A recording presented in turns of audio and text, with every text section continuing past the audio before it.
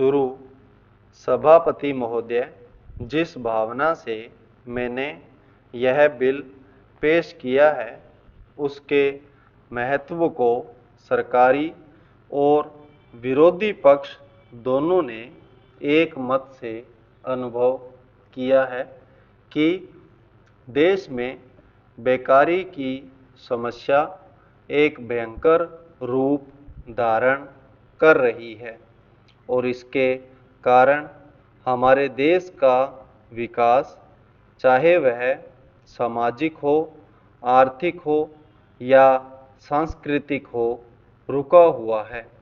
पिछले 55 वर्षों से इसी परिस्थिति का निर्माण होते हुए हम देख रहे हैं।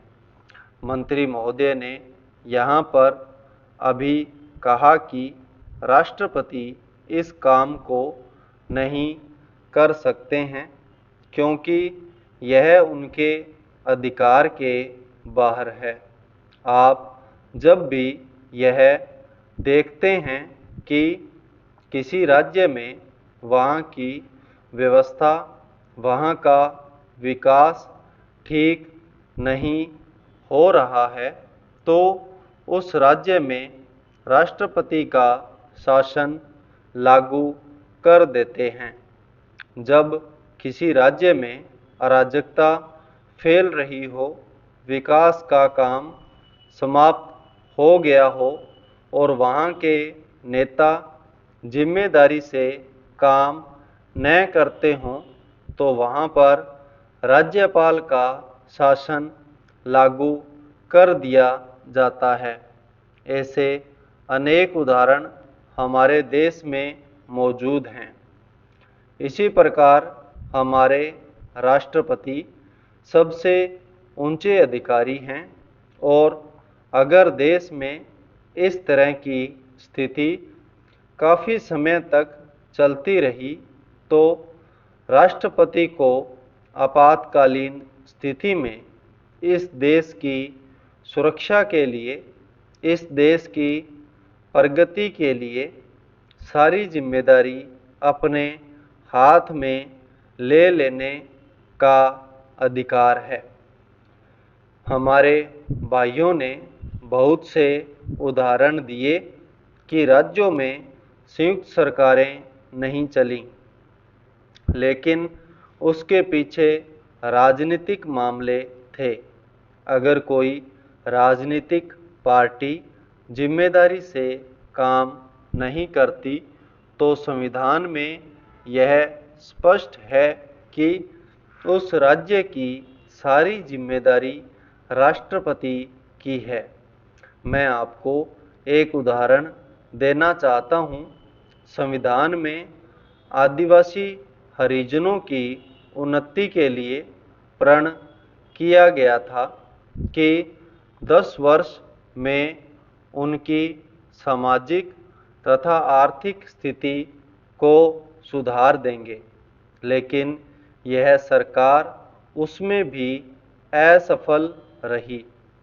इस समय को 4 बार 10-10 साल के लिए बढ़ाया जा चुका है, लेकिन फिर भी उनकी आर्थिक और सामाजिक उन्नति नहीं हो रही है। इसमें यह सरकार बिल्कुल असफल रही है। पिछले सत्र में इस विषय पर सरकार के विरुद्ध अविश्वास का प्रस्ताव भी आया था। इसलिए मेरा कहना है कि भारत में इस समय जो बेकारी की समस्या है वह इस ढंग की समस्या है जिसके रहते सारे देश को उन्नत बनाने की व्यवस्था हम सोच रहे हैं।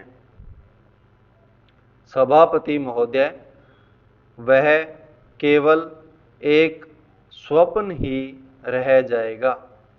ऐसी स्थिति में मैं अनुभव करता हूँ कि आपातकाल की घोषणा की जाए और इस देश के जो बुद्धिमान लोग हैं उनको लेकर एक सर्वदलीय सरकार स्थापित की जाए। हम यह अनुभव करते हैं कि जिस तरह का शासन इस समय चल रहा है उससे देश की कोई भी समस्या हल होने वाली नहीं है, बल्कि इस सरकार की गलतियों से समस्याएं बढ़ती जा रही है।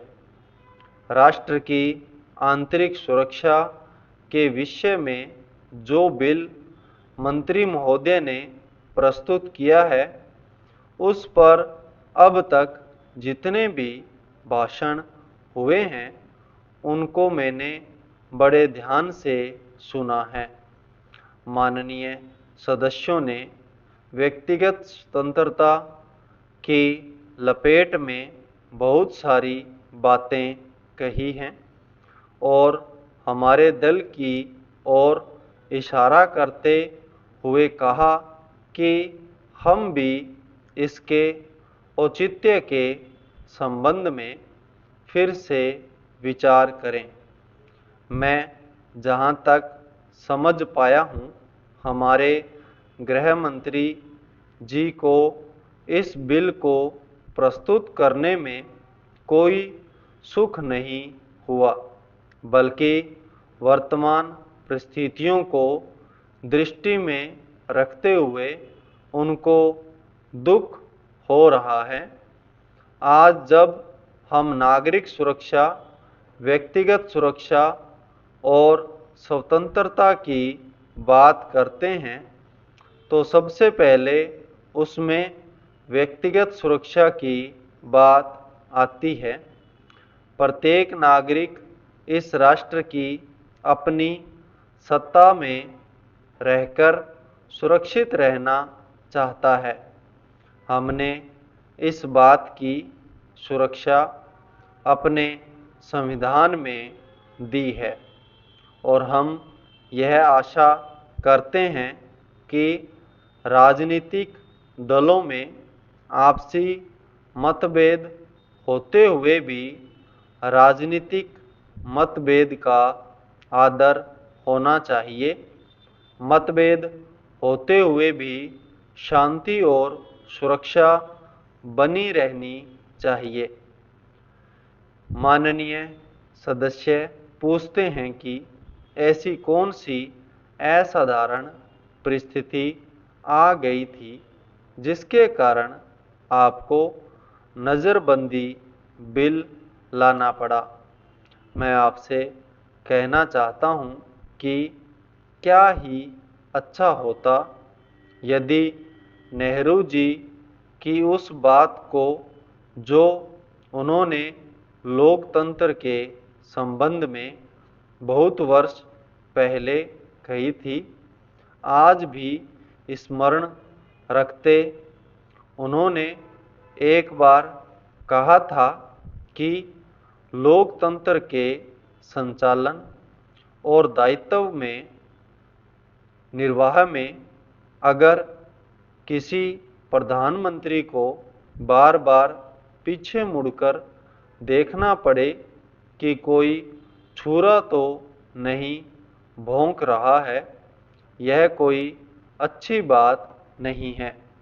यदि ऐसी परिस्थिति देश में पैदा हो जाए, सांप्रदायिक दृष्टि से देश के विभिन्न स्थानों पर सांप्रदायिक दंगे हो रहे हों, उनका सामना करते हुए यदि हम जनता को सुरक्षा दे सकें तो फिर किसी बिल की आवश्यकता नहीं है। संपूर्ण विराम।